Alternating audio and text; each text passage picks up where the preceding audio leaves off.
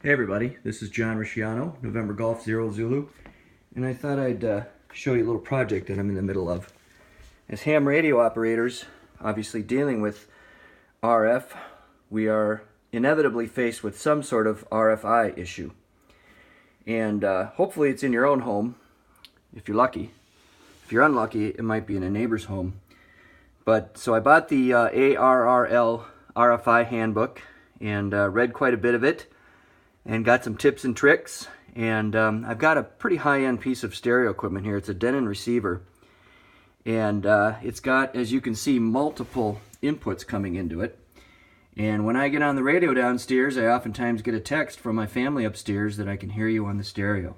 And of course, that's very annoying for them and for me. And so what I've done is I've endeavored to follow the guidelines in the ARRL handbook here, and I just wanted to show you what it looks like because it's kind of entertaining.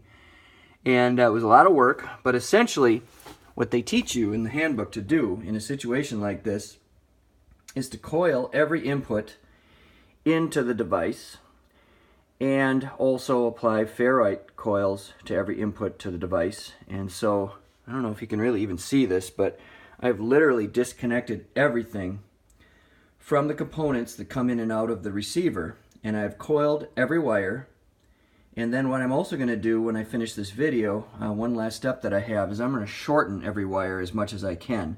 Now a lot of these wires are obviously pre-made, so there's not a lot you can do, but those big white cords right there, those are speaker cords, and I think that they might be the culprit, frankly. I think they might be acting as an antenna on 20 and on 17 meters and feeding enough RFI into the machine so that it can't, its own inherent filtering can't handle it. So the last step I'm going to do is I'm going to shorten those speaker wires so the absolute shortest that they can be once I've put a coil in them and have applied the ferrites, as you can see there.